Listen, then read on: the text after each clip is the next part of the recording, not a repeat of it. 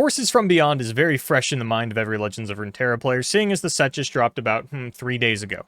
Now, surely I'm going to be showing off the new cards and trying to get a Prime Glory with an Evelyn deck, a Kaisa deck, and a Gwen deck. No, that would make for good content, but I'm doing something else entirely. Welcome to Seasonal Championship Gauntlet Episode 3, where I will be trying to win with old cards. In fact, cards so old that they are from May of 2021, when Erigby was crowned the Empires of the Ascended Seasonal Champion. I'll be taking the decks that Erigby used to win that tournament and seeing if I can use them to win a gauntlet here on the opening weekend of a new expansion. For better or for worse, the Empires of the Ascended Seasonal remains a historic landmark event to this day as the least diverse seasonal that we have ever had. Because of the format that we use, your top 32 competitors could bring as many as 96 different decks into the fray, though usually we land on somewhere between 23 and 27, and we call that a healthy and diverse season. Empires of the Ascended only had 16 different decks make it to the top 32, most of which were Nasus, which took 23 of the 32 spots in the Americas and even more in EMEA, a record that has only been matched by Ari Kennan during the Magic Misadventure season. Now, with this seasonal lacking in diversity, it certainly didn't lack in power level, with the most prominent deck being Thresh Nasus, a Shadow Isle Shurima amalgamation that took advantage of unnerfed beauties like Blighted Caretaker, Atrocity at 6 mana, Cursed Keeper as a 4/3, all these different kinds of things that would eventually get toned down later on. TLC, or Trundle Lissandra combo or control, you can argue about what the C meant in the comments if you really want to, and that was pre-nerf Watcher, meaning we would Spectral Matron in the Watcher and obliterate our opponent's entire deck. If they tried to interact with it, we had Fading Memories to get another 0-mana Watcher, all this kind of cool stuff. And then rounding it out, we actually did have one of the decks that Erigby played, which was Midrange Demacia or Dragons, however you wanted to shorthand it. It was a Shyvana Aurelion Soul deck. It didn't actually play Herald of the Dragons, it wasn't very dragon heavy, but because the two champions were dragons, we just kind of shorthanded it. And then, as they did for most of 2021, Lee Sin and Draven Ezreal sort of rounded out the top 5 for this event. Now, Erigby's lineup obviously doesn't contain the two most powerful decks. They went for the countermeasures a little bit, as Deep was considered to be one of the biggest TLC counters of the time.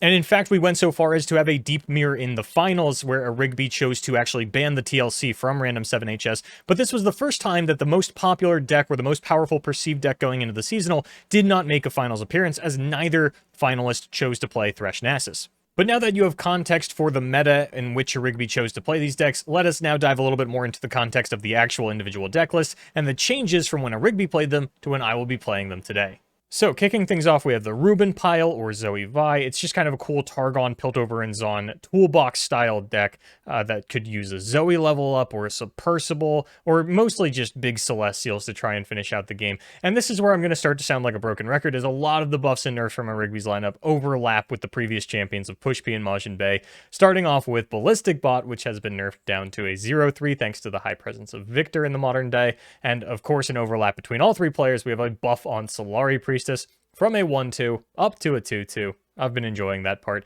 And the Fangs nerfed from a 3/2 down to a 2/2. And of course, because the Fangs, Zoe, and Spacey Sketcher are in my deck, I do want to remind everybody that the Fangs has also been nerfed, a very prominent card in that era for players that were running the triple low-cost Celestial Invocation. Just going to be a little 1/1 challenger for me. And then when we move on to the spells, as is true with every player's lineup so far, Star Shaping has been nerfed from 5 healing it down to just 4. This is actually the deck that I don't expect to get to play that often. I think a lot of people are going to look at this and think it's Winding Light, just because they see the Zoe and the Vi, and it'll probably get banned, because nobody really knows what challenge I'm doing, and the gauntlets are a closed deck list. Next up, we have Deep, a deck that has had a little bit of new life breathed into it with the World Walker expansion, some new sea monsters, Undergrowth, a cool new removal tool. I'm not going to be able to play with any of that. I have to play Erigby's list. So Maokai has been buffed. We'll now get a Sapling and Toss on Summon instead of just on play, which means that Vile Feast will now combo with this champion.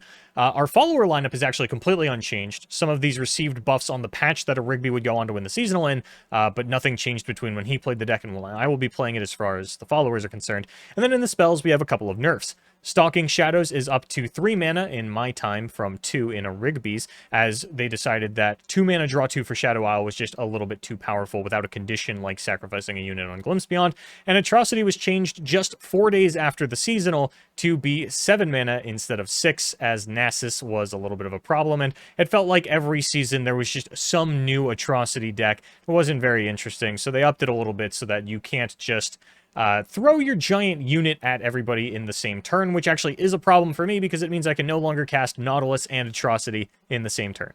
And rounding things out, we have mid-range Demacia, dragons, whatever you want to call it, starting off with a buff onto Shyvana's Confront, which is going to be 2 mana instead of 3, allowing me to build my own Screeching Dragon a little bit more reliably. And then, as we saw with Pushpi's lineup, Aurelion Soul buffed to 20 power for the level up instead of 25, which shouldn't be too hard for a deck like this. Quite a few 5-attack units in here to pair with the Aurelion Soul. Again, Solari Priestess is a 2-2, not a 1-2, as it once was.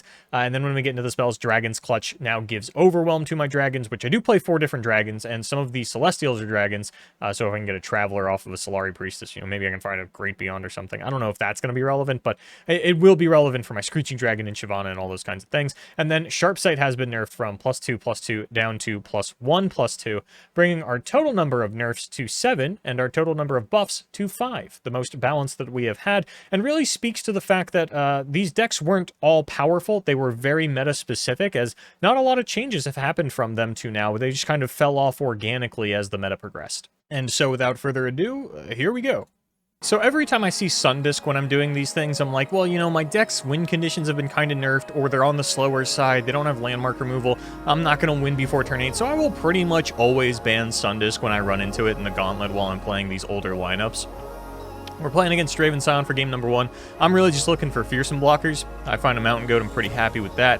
Then my opponent's going to start off rather aggressively here with the Zonite Urchin into the Legion Grenadier. Play the Mountain Goat. I'm debating whether or not I really want to block these two or let it through. And then the Rear Guard lets me know that this is a much more aggressive and burn-heavy version of this deck than I'm used to. So I have to save my damage where I can. And right now the thing on my mind is how can I get down this Sunforger and Concerted Strike in the same turn.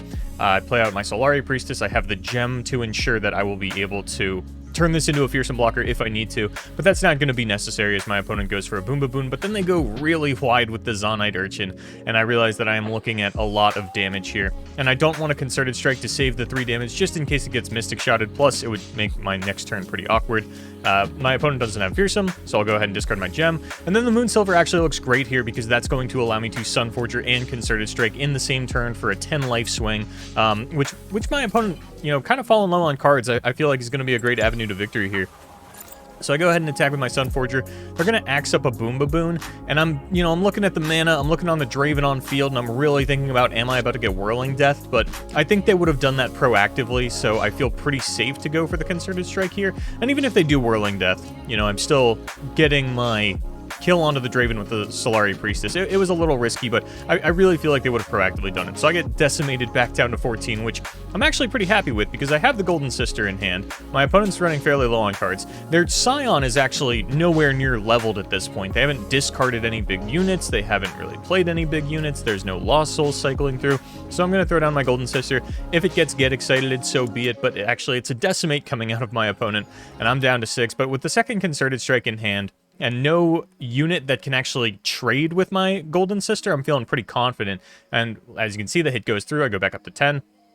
And they start off rather aggressively for this turn, but they don't actually play out the Poros. They just want to go in with the 1 attack, which I'm happy to trade off my Silver Sister. I'm not really in a rush to win the game here, and I'm just going to try to hold open Concerted Strike mana for as long as I can to make sure that I'm not randomly getting burned out. This Sunforger really feels like it's sealing the deal, as I'm going up to a point where my opponent will have had to fight through like 50 life to kill me, and that's just not happening. And again, no blocker for the Golden Sister. I'm going to go back up to 19 here, and with double Concerted Strike and a lifesteal unit still on board, this really feels all wrapped up. And again, the Scion still not leveled on my opponent's side. Even if it was, though, I have the double Concerted Strike rather to make sure that that works out. They finally go to take care of my Golden Sister, and I'm trying to make sure, do the math to ensure that my Aurelion Soul is going to level, even if they kill another unit. So with 25 power on board, my A-Soul is going to level and my opponent surrenders. Pretty easy there. The A-Soul level definitely would have ended the game. Don't blame them on that one.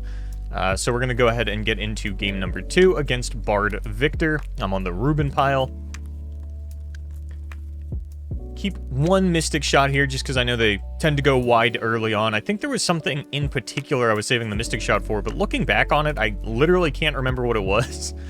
So I'm going to go ahead and take 3 damage from the Boom Baboon here, going with my Zoe, and my opponent is going to have a Mystic Shot of their own to make sure that that win condition is taken offline for me. And I probably should get down a Spacey Sketcher here, but I really can't find anything that I want to discard. So I'm going to go ahead and copy my opponent's Reggie, play out the Pharaoh's Financier. An assembly line, I could discard this for the Sketcher, but I don't really want to. I get pretty greedy with this Mystic Shot, I feel like. I probably could have thrown it at the Baboon there. Instead, I'm down to 14, and this deck doesn't have nearly as much lifesteal as the previous one. So I'm going to go ahead and take Written in Stars because I feel like a 4 mana, 5 health Vi will just completely run over this deck. I don't think they're really playing Thermogenic Beam. That should be very difficult for them to deal with, and statistically I am favored to hit the Vi. I've already seen one Zoe. But for now, we're going to go for the assembly line, which is countered by a Shock Blast, which I don't know if that came off there, Reggie, or what, but it looks like I am finally going to have to use my Mystic Shot here. I think about Thermo Beaming the Bard, but I decide that Thermo Beam is probably something that I need to save for Victor.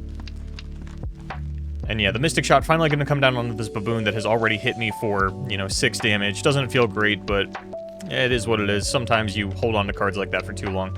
My Ballistic Bot falls down, but I'm going to go for the Written in Stars and find a Zoe. Really would have liked to hit the Vi there so I could kill the Bard and then still have Thermo Beam for a Victor down the line. Instead, I just lose this to a Get Excited. I'm not really in love with my position.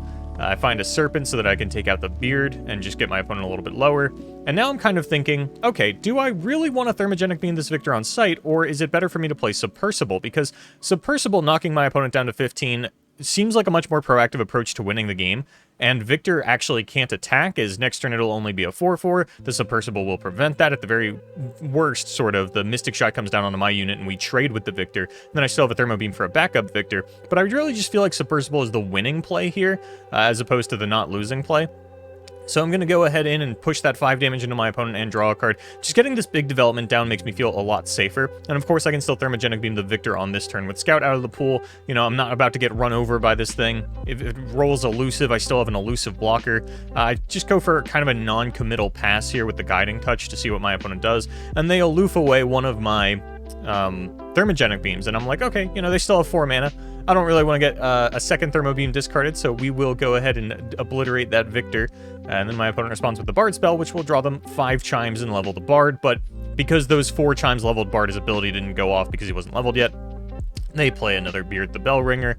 And now we're going to get a full swing out of my opponent. And with a couple of Star Shapings in hand, I'm pretty willing to push some damage onto my Submersible, as well as just block the Bard with the Spacey Sketcher, make sure I'm not taking too much damage here. With a Mystic Shot and a Get Excited gone, I'm not really worried about my opponent having an insane amount of burn here, and I think they thought they could Aftershock in combat or something. Generally, you don't want to be doing burst speed spells in combat if you're not blocking, just giving your opponent another priority sequence. So another Victor comes down, but now I have a few more tools to deal with it. I'm feeling pretty okay now that I have the Crescent Strike. Again, they're going to try to kill my Submersible, and I'm just going to take a little bit of lifesteal here. And I'm fine with the Submersible dying now that I have a couple of other avenues to victory between the Star Shaping and the Living Legends. I play a second Submersible here, and I'm kind of thinking about what I want to do with the rest of my mana. I'm not too worried about getting burned out again, but I don't think I want to float a bunch of mana into the next turn, so I'm going to Star Shaping and see if I can find a win condition. And the Scourge looks pretty juicy to me. I'm going to run into a weird issue if this Victor rolls elusive on the next turn, because it does have lifesteal. I don't think I'll be able to get down a win, and I didn't float the mana for the Crescent Strike because I needed it to find the Scourge initially. So it just comes down to, are they going to roll elusive here? They don't. Makes my job a lot easier because they are mono Piltover and Zon, no Hush, nothing like that. They could play the new elusive spell, but it's not likely, and I do just pick up the win there to push us on to 1-0 so far in this Gauntlet run. Heading into the second round of the day, we're wondering what our opponent's going to roll into us, and it's Lurk, Braum Poppy, and Annie Ezreal. I'm looking at my lists, and I think that Lurk is the ban here. I'm not confident in my ability to not just get out-tempoed, especially if they open Hatchling into Swarm. So I'm going to play respectfully of that, and I'm probably just looking to 2-0 this Braum Poppy anyway. I'm not sure that my ban matters too much here, but I do think that Lurk is what I would be the most worried against here. Now, I opened Thorny Toad and Jettison. That's pretty cool and all. In fact, I get a good curve, and I lost last week in the Gauntlet to a deep deck just kind of curving out on me. That Dreg Dredgers into the Thorny Toad, into the Deadbloom Wanderer, into the Maokai. And I'm looking to just kind of do the same thing to my opponent here. Boom Crew Rookie, not what I expected to see, but I'm starting to learn that in the Gauntlet, you can't expect anything. So I'm going to take a little bit of damage here from the Boom Crew ability, but I'm not too worried about it. I have this Deadbloom Wanderer that I can get down.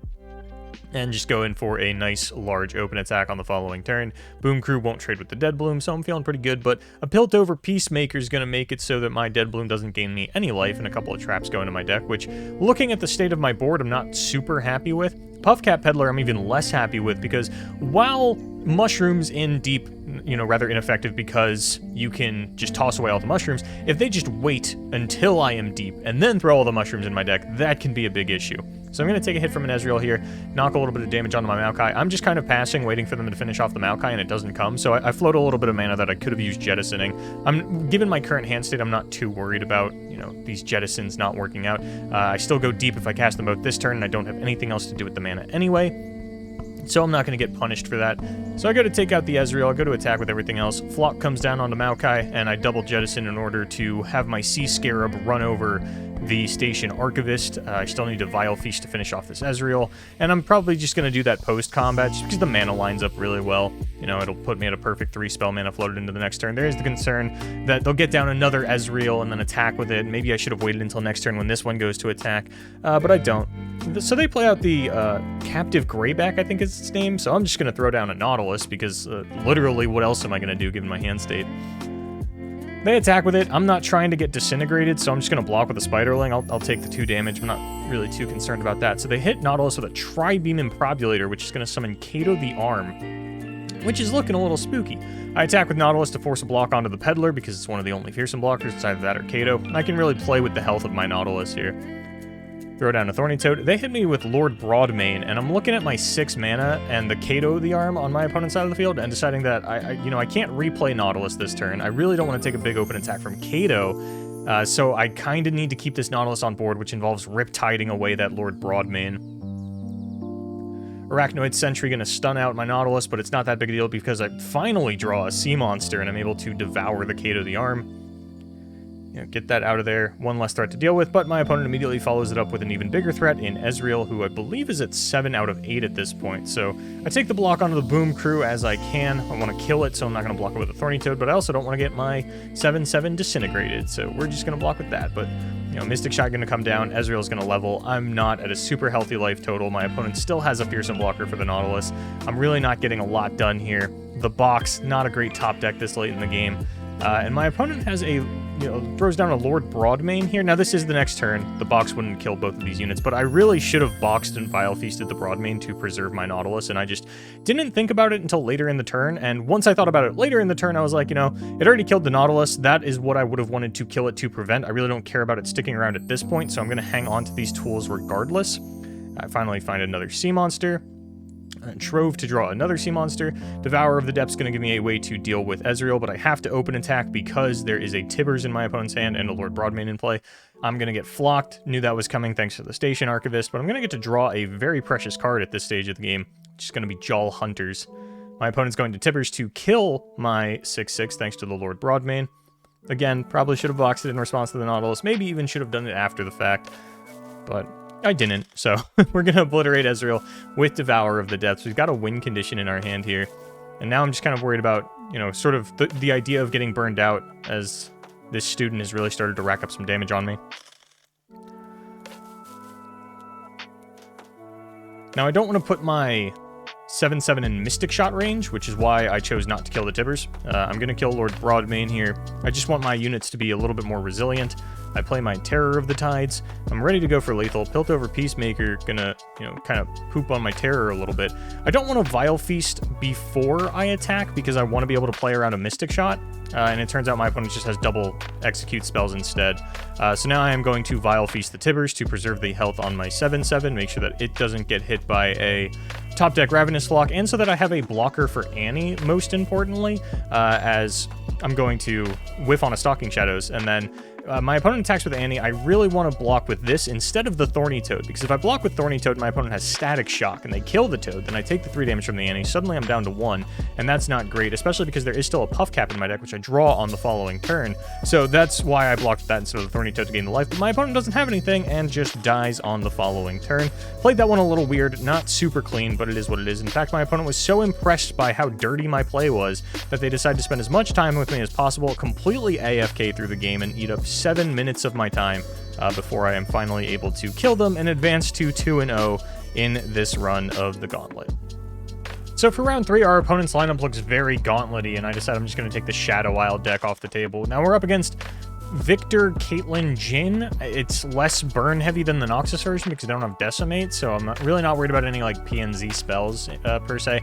So I'm just gonna, you know, kind of play my game. I want to float some spell in here because I have the box and I'm rewarded as they play Caitlyn, and I'm just able to box that because I'm not gonna greed out for box value. I don't know how many units my opponent plays, how many times they're gonna try to go wide in one turn. So I'm just gonna take my little chip damage where I can.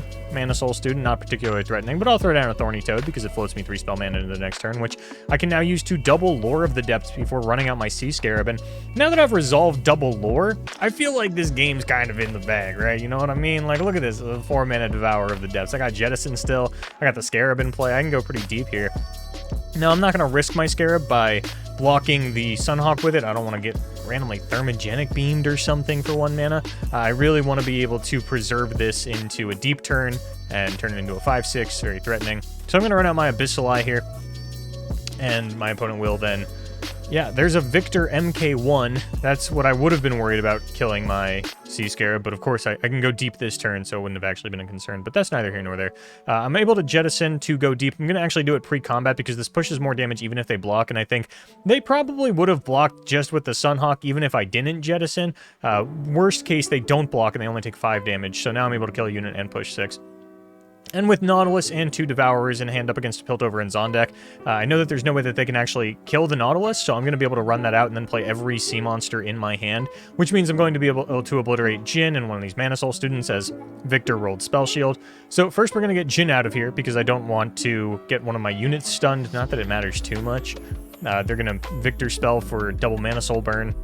Look at my board. Do I look like I'm concerned about Mana Soul?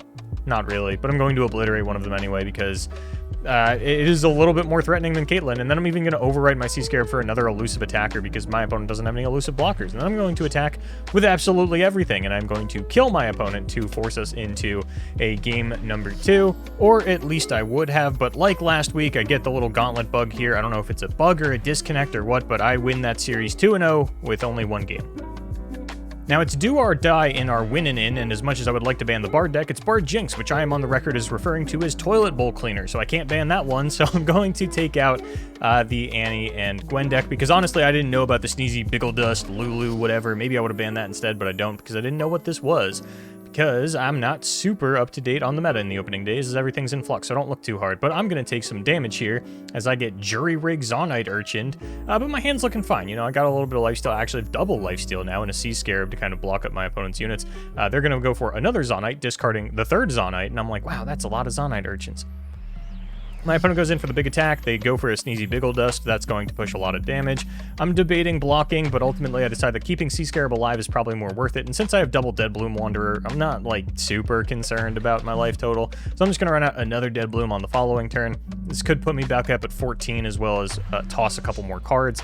Conchologist, a little threatening, but not too much. I'm going to go for a full-out attack here. Pokey Stick to take out my Sea Scarab, but I want that to live a little bit, so we're going to go ahead and Vile Feast that unit to let my Sea Scarab live it too. They probably should have waited until post-combat. There was no reason to Pokey Stick in combat, but that's why ordering is important. They're going to go a little bit wide here with some Poros. Not super worried about it. I've got that second Sneezy Biggle Dust kind of in the back of my mind, so I'll play out my elusive blocker and lose it to a Get Excited, but hey, that's a Get Excited not going face. And the Sneezy Biggle Dust only pushes 1 more damage than that on the elusive unit, so, you know, it's kind of whatever. But they don't have it here. I'm just going to go down to 13.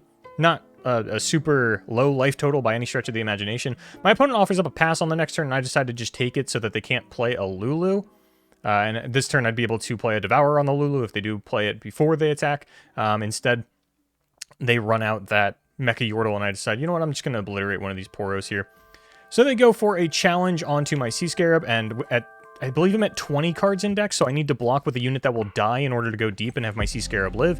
My opponent sees the writing on the wall and actually surrenders that game, as I guess they didn't have any gas left in the tank, no more Sneezy Biggle Dusts, anything like that. Maybe didn't think I was willing to sacrifice my challenger. But we're going into game number 2. Bard Jinx up against my Dragon deck, and once again they are starting off with a Zonite Urchin into a good discard target. Don't love that, but I will play it out to the best of my ability. Go ahead and throw out the Dragon Guard Lieutenant, say, okay, yeah, you know, I can challenge out this 0-2. Yeah, check this out. So I go to, like, obviously I'm hovering to 0-2.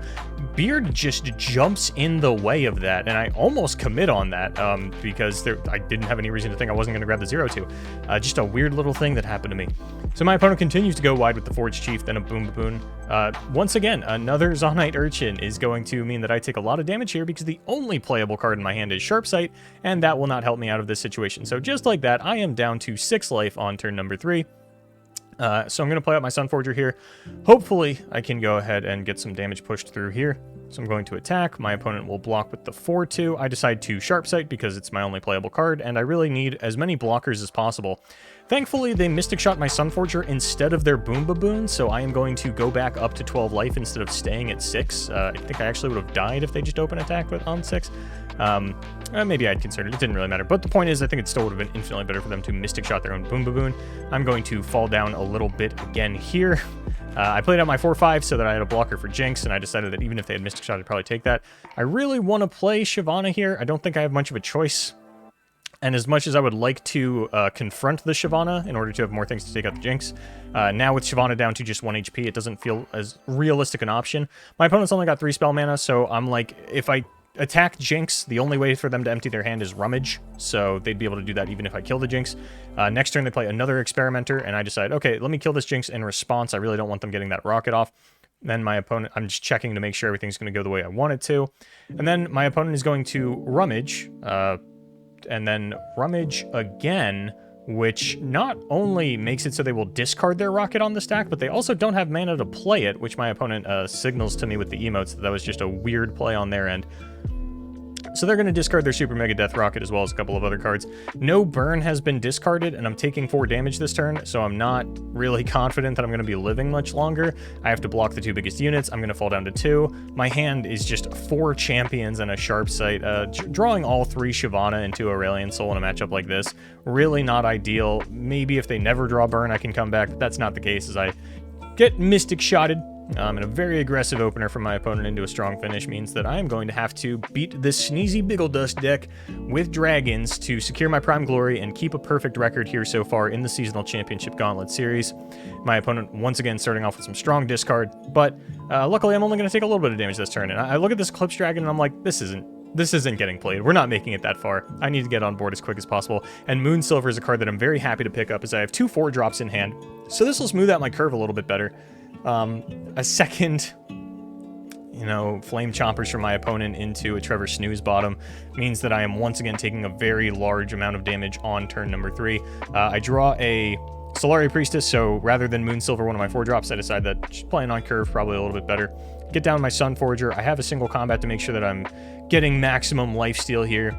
I'm probably just going to single combat the Snooze bottom, but instead they play a Lulu, which is an even juicier target, so things just kind of working out for me on that end in terms of my opponent's sequencing. Then they play a Yordle Captain, which is a beautiful target for my Meteor Shower, and I want to take out the Boom Baboon instead of these Elusives. I'm not too worried about them. And I didn't want the Trevor Snooze bottom having a decent target like the Boom Baboon. And now I'm just going to Screeching Dragon. And next turn I have another Screeching Dragon, and I'll be able to clean up these Poros no problem. But first I kind of have to go after the Trevor Snooze bottom, as that can make a larger threat than the actual Poro. I'm going to lose my Sunforger to a Pokey Stick. I don't care about that. Not one little bit. I care about my Screeching Dragon only. So they're going to Poro Cannon again, and now I'm like, ah, man, if they have Sneezy Biggledust on the next turn, this might actually be a rather threatening attack. I have a Hush for it, and they do go for the Sneezy Biggledust. I'm looking at my options here. Debating Concerted Striking one of the Poros, but I'm looking at my hand, and because I have the Sunforger, I'd rather be able to play Sunforger on the next turn and use the Concerted Strike with that. My opponent only has 2 cards in hand, so even on the next turn, I'm not getting hit with a double Get Excited. At most, it would be 1 and then a Mystic Shot, so I know that I'm definitely alive. So I can actually just take all of this damage, and then on the next turn, I decide, you know what, I actually don't even need to Sunforger. I can... Oh, no, sorry, that was the end of the last turn. I played the Screeching Dragon. Sorry, so yeah, this turn I will Sunforger. I was wondering what I was doing there. And then I can just challenge out the Yordle Captain and a Poro here. Push the 5 damage into my opponent's Nexus, go back up to 11, then Concerted Strike a Poro for even more lifesteal. I have double Hush to make sure that these Poros won't touch me again, so even if another Sneezy Biggledust comes out, I am feeling like I am in a great position. Another Scrap Heap to grab another Mecha Yordle. It's Earthshake, whatever, man. Gonna play out my Shyvana. Gonna take a block here, and then I decide to just get these Poros dealt with right now, and I'm going to double Hush. Normally, I wouldn't do this, but because my Screeching Dragons have 7 and 5 attack, that will level my Shyvana, and I think that there's no way that, with my opponent only on 1 card, that I ever lose if I have a leveled Shyvana. Maybe they have a Mystic Shot to take out one of my Screeching Dragons, but, you know, it's a risk I'm willing to take, so I go for the double Hush and try to level up my Shyvana. My opponent lets it all through, so now I will have access to those combat spells more consistently. Here's a Shyvana level up for you, because I don't think you've seen one in quite some time unless you're a diehard Dragon fan. And now, you know, it's kind of hard to imagine losing from here.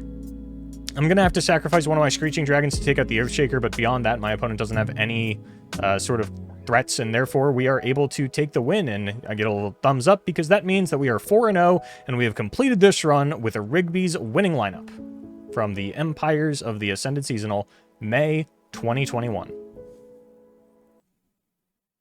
And just like that, we are 3-0 so far in this series with the Seasonal Championship Gauntlets. First try on all of them.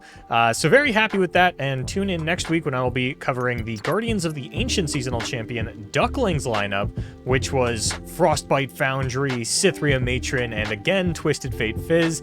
So you'll get to see me run back that deck, the first 2-time deck for the Seasonal, I believe. And yeah, that will do it for me until next time. Thank you so much for watching. I have been Boulevard, and you have been